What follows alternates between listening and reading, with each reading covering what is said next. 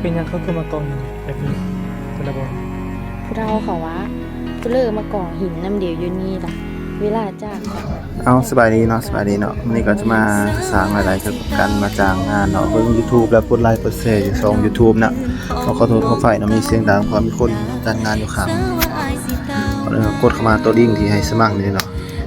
ลิงก์ที่ปล่อยกล้องให้ตัวนี้เนาะแล้วสิส่งมาให้นะแอปได้เด้อไปทักเข้ามาก่อนอื่นจะสร้างรายได้แล้วเราต้องมาเนาะ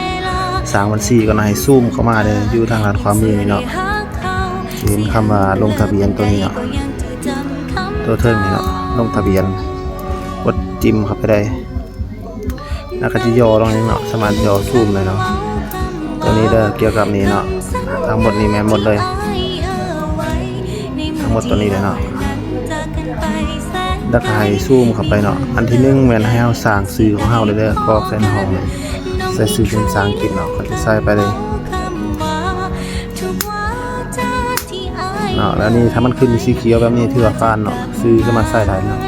อันที่2นี่ก็ป้อนอีเมลปัจจุบันเนาะอีเมลที่เฮาใช้อยู่ในโทรศัพท์เพื่อไปเชื่อมกับช่อง YouTube กับหยังเนาะใส่เชื่อมตัว YouTube นั่นแหละหลายคนใส่ตัวอื่นมันจะเชื่อมบ่ได้เนาะ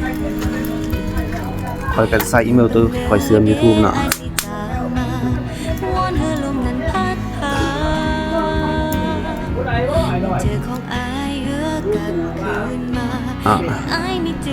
ตัวนี้เนาะหัดผ่านตัวนี้เนาะเฮาก็ใส่ไปเลยเนาะหัดผ่านเขาก็ใส่เฮาต้องใส่ตัวที่เฮาจื้อได้เนาะเดี๋ยวค่อยสิปิดไปก่อนแป๊บนึงหลังจากใส่รหัสผ่านน่ะเนาะให้เฮาซูมออกมาเนาะเอามาอยู่หน้านี้เนาะแล้วให้เฮากดไปตัวนี้เนาะกดไปตัวที่ไม้ติ๊กว่าซันไม่ใส่หุ่นยนต์เนาะจิ้มไปทันทีมันจะขึ้นมาแบบหูฟาร์มเนาะให้เฮาเลือกเอาหูตัว M เนาะใส่ละตัว M เนาะเดือนเอาหูฟาร์ม M ตัวนี้เนาะอยู่วันวงนี่เนาะให้จับลากออกมาใส่ตัวนี้เนาะตัว M ตัวนี้เนาะ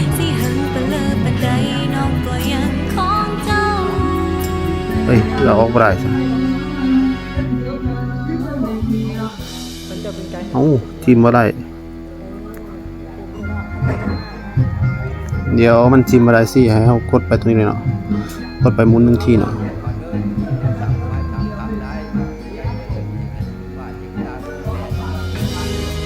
หมุน1ทีโอเคได้แล้วให้เฮาจิ้มเอาภาพที่อยู่นี่เนาะมาวางไว้ซั่นน่ะเนาะซูมเข้าไปอ้าวคือดึงออกบ่ได้ซะเอากดขามไปก่อนเดี๋ยวเอาตัวไม้ก็ได้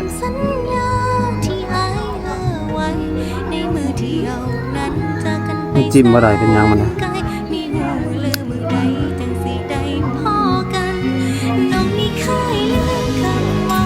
โอ้ดีหน้าไม้ก่อนเลยเดี๋ยวสิดีหน้าไม้มันจิ้มไปบ่ได้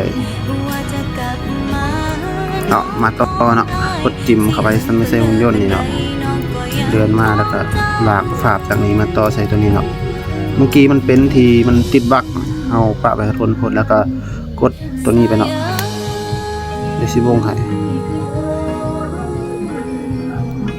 หลังจากนั้นก็กดลงทะเบียนเลยเนาะตัวนี้เนาะลงทะเบียนไปมันจะให้เฮาบันทึ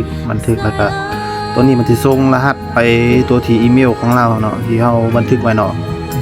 กับเสื่อมกับช่อง YouTube ของเฮาย้ำว่าตัวนี้ต้องเสื่อมกับช่อง YouTube ของเฮาเนาะเพราะ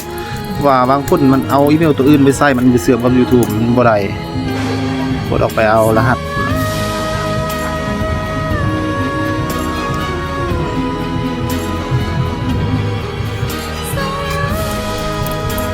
ใส่แล้วเนาะไปเข้าไปตัวอีเมลกันเลย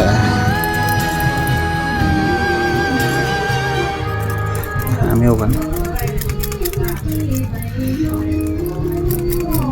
ตัวนี้เนาะเข้ามาแล้วก็จะเห็นรหัสอีเมลแปดเก่าตัวใส่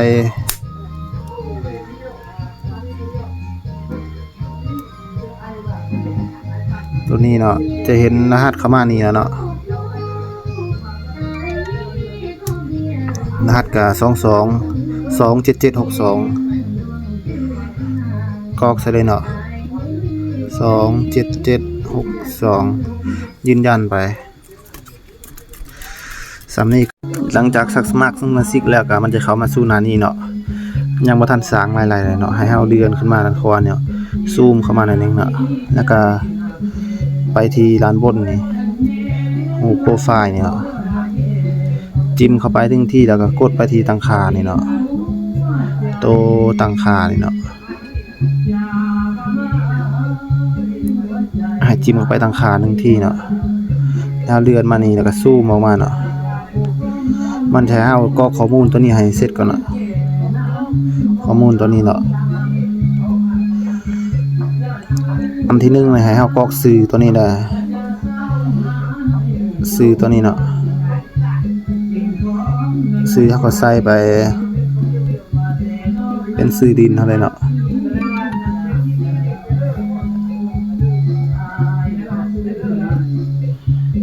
ใส่ไปแบบนี้เนาะแล้วก็อันที่2นี่ก็ต้องระบุเฟซเนาะเป็นภาษาใส่ภาษาวันที่เดือนปีเกิดเนาะต้องใส่ไปเลยใส่มัวไปก็ได้เนาะตัวนี้เนาะแล้วก็กดบันทึกเนาะบันทึกแบบนี้เราจะสามารถสร้างหลายๆแล้วเนาะตัวนี้จะเป็นคะแนนเกี่ยวกับเงินของเฮาเนาะคันเฮาไล่คะแนนตัวนี้ล็อกอินทุกๆมื้อมันจะไล่เพิ่มขึ้นเนาะหลายๆขึ้นเนาะเข้ามาสู่หน้านี้แล้วก็ให้เฮาเลื่อนมาตะข้างนี่เนาะตัวนี้จะแม่นตัวสร้างหลายๆทั้งหมดเลยเนาะเกี่ยวกับหลายๆตัวนี้เนาะตัวนี้มันการสร้างหลายๆทั้งหมดเลยสามารถเลือกเข้าไปได้เนาะแล้วซูมขึ้นมานึงส่วนคนแนะนำมัน YouTube กับ VK ตัวนี้เนาะจิ้มเข้าไปเลย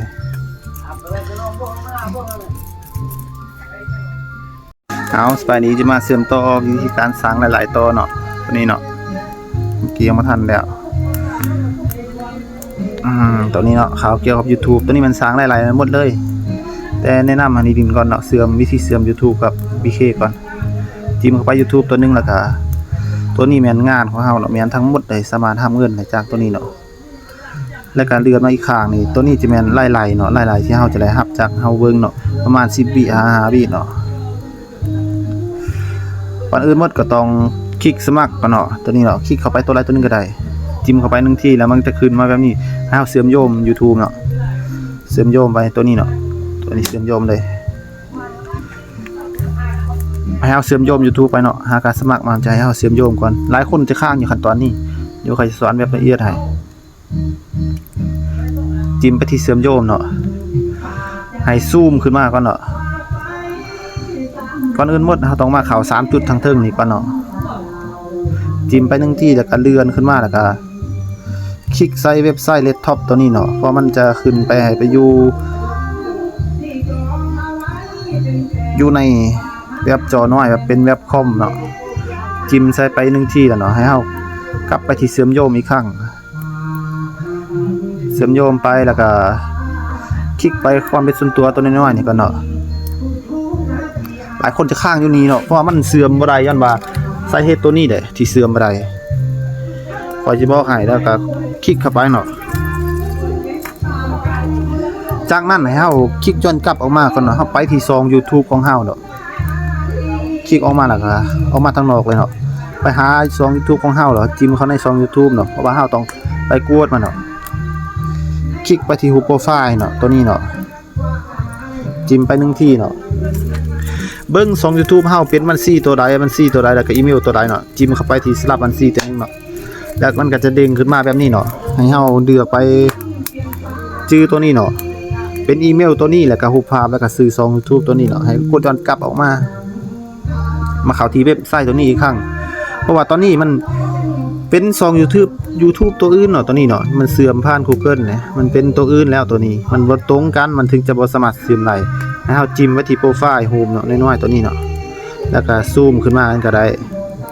แล้วก็กดไปที่สลับบัญชีเนาะตัวนี้เนาะสลับบัญชีตัวนี้ให้เฮาสลับกลับคืนไปที่บัญชีของเฮาเสื่อมเมื่อกี้นี้ ตัวไรเดี๋ยวหาก่อนแป๊บนึงมันเป็นตัวนี้เนาะของคอยที่เสื่อมเมื่อกี้เนาะให้ชื่อก็ได้เนาะจิ้มเข้าไป1ที่แล้วให้มันสลับไปในบัญชีตัวนี้มันเกิดจากตัวนี้แหละมันจังเสื่อมบ่ไหลนี่เด้เห็นบ่ทุกคนสามารถเบิ่งได้เนาะมันพอมันเป็นตัวนี้มันเสื่อมบ่ได้เฮาจะมาแทบปิดตัวนี้นี่ให้ปิดอันแรกเลยปิดอันแรกแล้วก็กดตัวนี้ออกมานี้แล้วก็จังสามารถเดินกลับมาหน้าเก่าเมื่อกี้เนาะแล้วกดออกไปแล้วก็ไปเข้าช่อง YouTube อีกครั้งนึงเข้าในช่อง YouTube แล้วกดจิ้มเข้าโปรไฟล์ตัวนี้แล้วก็ให้กดไปที่3ขีดข้างบนนี่เนาะกดแช่เลยแล้วก็กดคัดลอกลิงก์เนาะกดออกมาแล้วก็เข้าไปสู่หน้าเมื่อกี้เนาะแล้วให้มาวางลิงก์เซตตัวนี้เนาะวางลิงก์ลงไปหลังจากวางลิงก์ลงไปแล้วก็เชื่อมโยงเลยเนาะกดเชื่อมโยงไปเห็นว่าวันนี้มันก็จะสมัครไปแล้วเนาะก็ฟานเป็นทีเพราะหลายคนจะมาค้างอยู่หน้านี้เนาะจากนั้นก็เสร็จสมบูรณ์นะนี่แล้วก็เชื่อมโยง VK ก็คือกันเนาะนะครับไปที่ VK เราไปที่ซองของเฮามันจะได้มีลิงก์อยู่นั่นเนาะแต่ว่าคอยมีแต่ VK ตัวเดียวเขาจะสาธิตให้เบิ่งเนาะจากนั้นก็กดดีเฟซหน้าจอ1ครั้งแล้วกดมาที่ซอง YouTube เฮาเนี่ยมันก็จะขึ้นแบบนี้เนาะ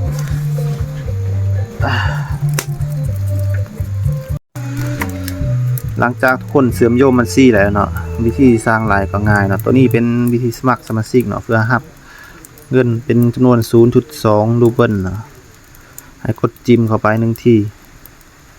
สานที่ข้างเนาะแล้วกดเดิมเนาะมันจะเข้ามาสู่หน้านี้เนาะให้เฮากดคัดลอกตัวนี้เนาะมันจะไปว่างอยู่ใน YouTube จะเห็นเป็นสื่อนี่เนาะกดคัดลอกไป1ที่กดออกมาอยู่หน้า YouTube เลยตัวนี้เป็นวิธีติดตามเนาะกดค้นหาเนาะแล้วก็กดว่างตัวลิงก์ที่เราคัดลอกมาค้นหาไปเนาะค้นหากดนำกลับออกมาอีกครั้งนึงมาเบิ่งอยู่ในช่อง YouTube ตัวนี้เนาะเบิ่งว่ามันซื้อแบบไรเนาะซื้อมันตรงเดียวบ่ค้นหาไปก่อนแป๊บนึงนี่เนาะมันจะขึ้นมาแบบนี้ครับกลับเดือนไปเบิ่งเนาะมันซื้อแบบไรซูมเข้ามาเบิ่งจะเห็นเป็นรูปตัว S แล้วก็หน่วยโลกเนาะอันแรกเลยกดติดตามกดย้อนกลับเข้ามาสู่หน้านี้อีกครั้งนึงแล้วกดเข้ามาตัวนี้เนาะเพื่อกลับไปหน้าเมื่อกี้เนาะเห็นมองขึ้นแบบนี้แล้วก็ถือว่าจะเสร็จเนาะงานเนาะกดยืนยันตัวนี้เนาะเพื่อรับเงินกดจิ้มไป1ที่รอถามมันแป๊บนึงมันกำลังประมวลผลเงินให้เนาะเกี่ยวกับการติดตามจะมีอยู่ซ้ำนี่ตอนนี้วิธีอะไรขึ้นเป็นสีเขียวที่นี่สิว่ารับเงินแล้วมาเบิ่งเงินจะเข้าอยู่วันนี้เนาะนะครับกดอีหน้าจออีกครั้งนึงรีเฟรชเนาะเงินก็จะเข้าเป็นทีเรียบร้อยเนาะเกี่ยวกับการสร้างหลายๆอันอื่นเกี่ยวกับการเบิ่ง YouTube ตัวนี้มันง่ายๆเลยนะครับกดจิ้มเข้าไปเลยเนาะตัวนี้มันส้มวิดีโอ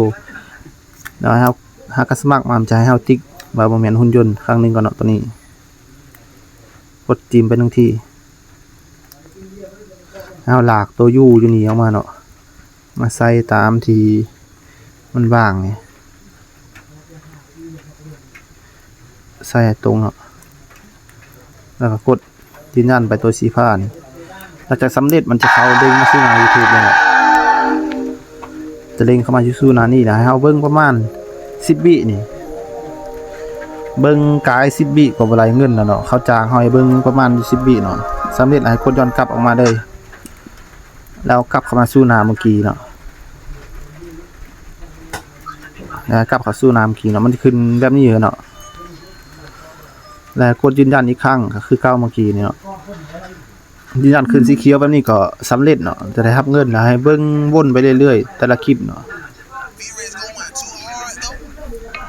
เบิ่งบนไปแบบนี้เนาะประมาณ10 วิ หลังจาก10วิแล้วกดตัวนี้เนาะตัวย้อนกลับอยู่ตรงดุมนี่ออกไปเลยแล้วก็ปัดเข้ามาสู่หน้าแอปเมื่อกี้ครั้งเนาะมันจะขึ้นแบบว่าให้ยืนยันงานเนาะยืนยันกดยืนยันแบบนี้เลยกดวนไปเลยเนาะค่อยก็สิสอนซ้ำนี้เนาะจะเฮ็ดให้เบิ่งหมดทุกอย่างเนาะว่าเวลาเนี่ยสิยาวเลยแล้วเกี่ยวกับรายๆของเฮาเนาะมันจะมีบอกอยู่นี่เนาะตัวที่5นี่เนาะให้กดจิ้มไปเลยเนาะกดจิ้มขึ้นมามันจะเขียนบอกเนาะเกี่ยวกับเฮาเฮ็ดงานคะแนนตัวเลข5ทุกๆมื้อเขามาล็อกอินเขามาเฮ็ดงานเนาะมันจะได้เฟิร์มขึ้นเนาะตามนี้เลยเนาะตามที่ตัวหนังสือเขียวๆที่บอกอยู่นี่เนาะนี่เนาะรายๆของเฮาเนาะมันจะบอกอยู่นี่เนาะคะแนนอยู่เทิงอันมี5เนาะอยู่ในระดับ0ถึง5นี่0ถึง9นี่เฮาเบิ่ง YouTube จะได้อยู่ 3.5% เนาะรายๆของเฮาเนาะแล้วจากการอ้างอิงบ่หรือหยังต่างๆมันจะน้อยเนาะถ้าเฮานี่อยู่ระดับ10ถึง99นี่มันจะได้อยู่ 5% เนาะเหลือ 3.5 กับ 5% เนาะมันจะขึ้นเรื่อยๆสูงขึ้นเนาะส่วนค่อยอยู่ระดับ2นี่เนาะมีแต่ 5% เนาะแต่อันนี้เป็นไอเดียลองมาสาธิตให้เบิ่งซื่อๆเนาะวิธีการสมัครให้มันผ่านเนาะก็มีซ้ำนี่ล่ะสุดหน้ามันจะอัพวิดีโอเกี่ยวกับการถอนเงินให้เบิ่งเนาะถอนให้แท้ก็ขอกดไลค์กดแชร์แล้วก็ขอบใจเด้